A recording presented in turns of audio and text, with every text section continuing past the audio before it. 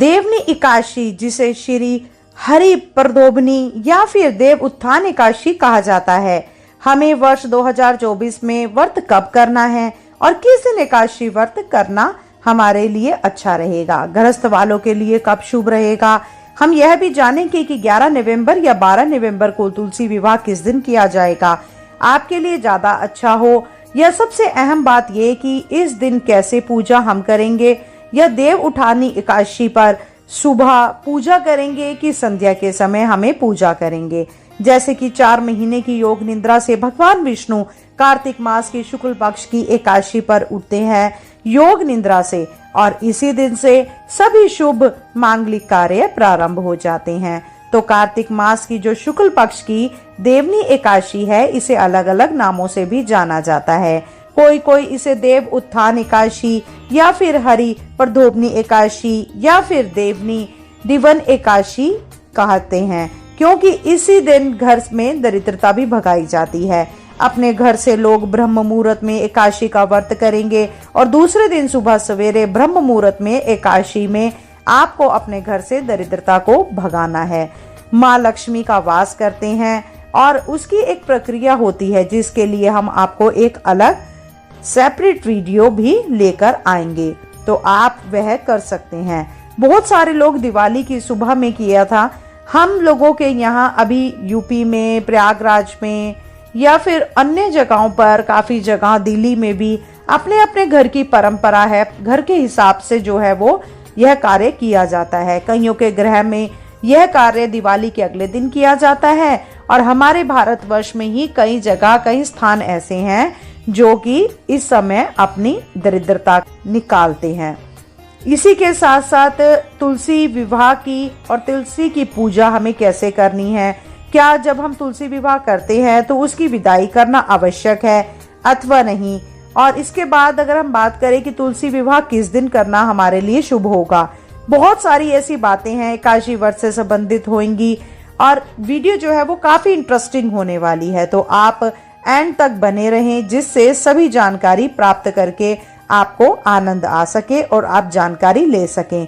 यदि आप पहली बार एकादशी व्रत की शुरुआत करने जा रहे हैं, आप चाह रहे हैं कि हम एकादशी का व्रत की शुरुआत करें, तो आप इसका यानी देव उठनी एकादशी से आप पहली बार व्रत की शुरुआत कर सकते हैं। वैसे तो उत्पन्ना एकादशी से व्रत की शुरुआत करते हैं, लेकिन देखिए शुभ कार्य में देरी नहीं करना चाहिए। वर्ष में पूरे 24 एकादशी होती हैं, और यदि हम अधिक मास में भी जोड़ लेते हैं तो 26 एकादशी मनाई जाती हैं। शुक्ल पक्ष और कृष्ण पक्ष दोनों एकादशी का व्रत हमें करना चाहिए, और हर मनुष्य को यह एकादशी व्रत धारण करना चाहिए। यह हमारे मोक्ष के लिए, हमारे स्वयं के लिए ठीक है। तो चलिए वीडियो की शुरुआत करते हैं। श्रोताओं, आपने अगर चैनल को सब्सक्राइब नहीं किया है तो प्लीज बेल आइकन को जरूर प्रेस करें, जिससे हमारे वीडियो की सभी नोटिफिकेशन आपको मिल पाए। हम बात कर रहे हैं देव उठनी एकादशी के बारे में। तो देखिए, देव उठनी एकादशी या फिर हरि प्रदोभनी एकादशी, देव उत्थान एकादशी अलग अलग नामों से आप सभी इन नामों को जानते हैं। तो ये एकादशी जो है वो कार्तिक मास के शुक्ल पक्ष की एकादशी को किया जाता है। वर्ष 2024 में यह देव उठान एकादशी 12 नवंबर को मनाई जा रही है। जैसे कि दवी युक्त एकादशी हमें चयन नहीं करना चाहिए, तो आप जो है वो 12 नवंबर को यह पूर्ण एकादशी मिल रही है। द्वादशी युक्त संध्या के समय द्वादशी लग रही है, तो यह एकादशी अपने आप में ही बहुत शुभ है। तो आप यदि पहली बार व्रत करना चाह रहे हैं तो 12 नवंबर से व्रत की शुरुआत कर सकते हैं। और जो लोग हर महीने रखते हैं वो लोग तो अपना, बहुत सारे लोग सिर्फ पूरे मास में इस एकादशी का ही व्रत करते हैं। इसे बड़ी एकादशी के नाम से भी जाना जाता है, तो आप वैसे भी कर सकते हैं। पहले आपका जो प्रश्न ज्यादातर था वो क्लियर हो गया। अब 4 महीने की योग निद्रा से देव भगवान श्री हरि विष्णु उठते हैं, तो हम उनकी ही पूजा करते हैं। उनके लिए संध्या के समय आप एक चौकी लगाए, उस पे भगवान विष्णु, माता लक्ष्मी को साथ में पूजा किया जाए। इसके पश्चात हम दोनों के मतलब संयुक्त प्रतिमा रखें और घंटे, घड़ियाल, शंख आदि बजाकर भगवान विष्णु को उठाने का प्रयास करते हैं। वैसे हम मनुष्य तो क्या ही उठाएंगे, लेकिन एक भाव होता है, वह हम करते हैं। इस मौसम में मिलने वाले फल यानी कि आप खील, पताशे, सिंगाड़े, गन्ना, यह सभी हम भगवान विष्णु को चढ़ाते हैं। और भी मौसमी फल जैसे कि कदली वगैरह, यह भगवान विष्णु को भोग में चढ़ाए जाते हैं या उनका भोग लगाया जाता है। धूप दीप से हम आरती करते हैं और उन्हें उठाते हैं और उनका स्वागत करते हैं। देवनी एकादशी के दिन तुलसी के साथ भगवान विष्णु के शालिग्राम स्वरूप से विवाह भी कराया जाता है। तो यदि आप चाहते हैं तो आप विवाह भी करा सकते हैं। द्वादशी में विवाह कराया जाता है, तो जैसे संध्या के समय द्वादशी लग रही है तो आप शाम को विवाह करा सकते हैं। आप दूसरे दिन भी विवाह करा सकते हैं, यानी 13 नवंबर को भी विवाह का जो रस्म होता है वह भी करा सकते हैं।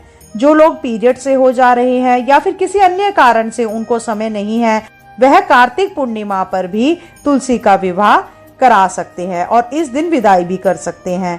कहते हैं तुलसी विवाह माता तुलसी का शालिग्राम स्वरूप से विवाह करके विदाई करने से कन्यादान जितना पुण्य फल प्राप्त होता है। बहुत सारे मंदिरों में भी यह कार्य होता है। बिल्कुल पुरोहित बैठे होते हैं और उनके विवाह का आगमन होता है और पूजा किया जाता है, फेरी होती है, बहुत सारी जो रस्में विवाह में होती है वो सभी होते हैं। तो आप वहां पर जाकर शामिल भी हो सकते हैं, अपने दान पुण्य भी कर सकते हैं और उन विवाह को भी देख सकते हैं। देखने का भी बहुत बड़ा पुण्य है। जैसे हम गंगा आरती देखने जाते हैं या मंगला आरती देखने जाते हैं तो उसका पुण्य फल हमें मिलता है। इसी प्रकार से तुलसी विवाह करने का भी जो पुण्य है वो हमें फल मिलता है। तो यह आप जरूर देखिएगा।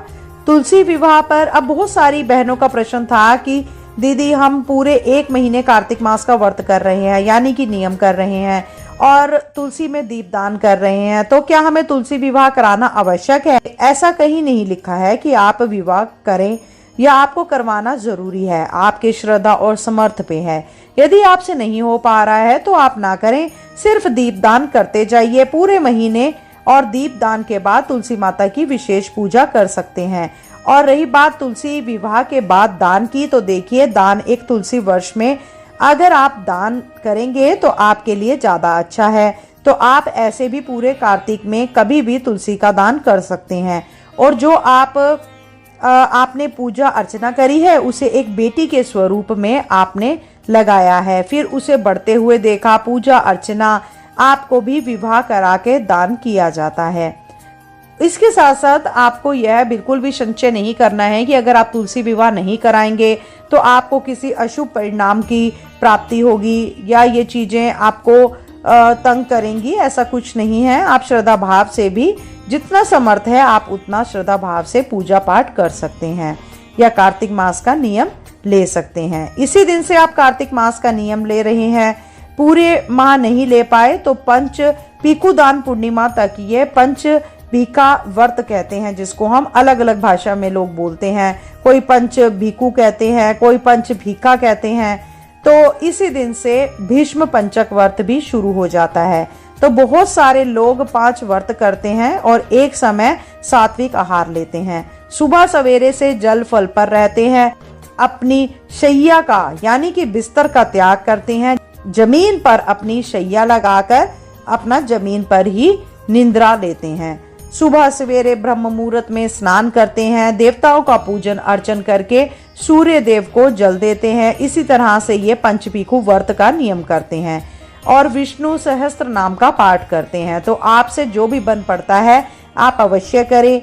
इसी में आपको पूरे महीने जैसे कार्तिक मास में तुलसी पूजन का, दीप दान का, चौराहे पे अगर हम दीप दान करते हैं या दिवाली पर दान करते हैं दीपों का, तो आप अपने कोई भी दान उपवास नहीं किया इससे पहले, जैसे दिवाली पूजा भी बहुत सारे लोगों के यहाँ दिवाली नहीं होती है तो वे लोग अपने घर पहली बार लक्ष्मी गणेश जी का पूजन भी कर सकते हैं।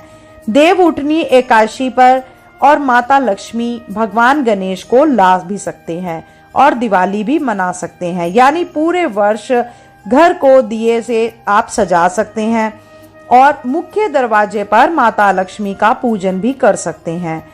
वो तो हमें करना ही करना है, क्योंकि जब हम दरिद्रता भगाते हैं तो सुबह ब्रह्म मुहूर्त में हमें अवश्य उठकर दहलीज पूजन करना चाहिए। ठीक है, अब हम पीपल वृक्ष के नीचे, बरगद के नीचे, देव वृक्षों के नीचे, आंवले के वृक्ष के नीचे दीपदान कर सकते हैं। तो जो ये पंच फीका है, इसमें जो है 5 दिन का व्रत है, इसमें आप एक एक दिन भी कर सकते हैं और एक ही दिन में सभी स्थानों पर भी जो दीपदान है वो आप कर सकते हैं। नदियों के किनारे दीपदान का बहुत बड़ा महत्व है। तो जो भी गंगा, यमुना, कृष्णा, कावेरी, जो भी आपके घर के पास की नदियां हैं, आप वहां जाकर 5 दिए, 7 दिए, 11 दिए, जितनी भी आपका समर्थ है आप उन्हें लगा सकते हैं। दियों में हमें घी तेल की बत्ती जो है वो लगानी होती है। कौन सा घी तेल हमें यूज करना है, देखिए कोशिश कीजिए कि आप देसी घी के दिए जलाएं। अगर आप घी के दिए नहीं जला पा रहे हैं तो आप तिल के तेल का भी इस्तेमाल कर सकते हैं। सरसों के तेल का भी आप लगा सकते हैं। घी लगाने से क्या होता है कि मौसम ठंडा है और थोड़ा लंबे लंबे समय तक आप दीपदान करेंगे तो ठंड के कारण घी जम जाता है और जिसके कारण आपका पूरा दिया नहीं जल पाता है। इसीलिए आप तिल का तेल इस्तेमाल करेंगे तो आपका दिया अच्छा और देर तक जलेगा। दोस्तों, यदि आप कार्तिक अमावस्या यानी कि दीपावली पर अखंड दीप नहीं लगा पाए तो देव उठनी एकादशी पर रात्रि के समय अखंड दीप भी आप लगा सकते हैं। अपने पूजा मंदिर में या घर के ईशान कोण में पूजा मंदिर में, या आप कहीं ऐसे स्थान पर जहां पर आपने अपने पूजा का स्थान बनाया हुआ है, लेकिन घर के ईशान कोण में एक रंगोली बनाएं, स्वास्तिक चिन्ह बनाएं, लक्ष्मी जी के पैर बनाएं, कुछ भी बनाकर उसके ऊपर एक अखंड दीप आप लगा सकते हैं। तिल के तेल का आप लगा लें। जैसे कि मैंने आपको बताया कि मौसम ठंडा है, इसीलिए घी जम जाता है तो आपका दिया बीच में शांत हो जाता है, तो आपके मन में बहुत सारी भ्रांतियां हो जाती हैं। तो इस तरह से आप ये दीप दान अवश्य करें, आपके लिए बहुत ही अच्छा होता है। दोस्तों, तो ये नियम तो बहुत सारे हैं, लेकिन अच्छा वही है जो हम प्रेम से, खुशी खुशी और अपने स्वास्थ्य का ध्यान रखते हुए जो भी व्रत, उपवास या दान पुण्य कर पाए, वही हमारे लिए अच्छा होता है। श्रोताओं, आज की वीडियो में आपने जाना कि देव उठनी एकादशी पे हमें क्या करना है, पहली बार हम व्रत करें कि ना करें। तो दोस्तों, आज के लिए इतना ही। अब शीघ्र मिलते हैं नई वीडियो में नई जानकारी के साथ। अगर आपको मेरे द्वारा बताई गई है जानकारी उपयोगी लगी हो तो कृपया करके वीडियो को लाइक और शेयर करें, और अगर आप चैनल पे नए हैं तो चैनल को सब्सक्राइब अवश्य करें। आज के लिए इतना ही। जल्द मिलते हैं नई वीडियो नई जानकारी के साथ। जब तक के लिए जय श्री कृष्णा, राधे राधे।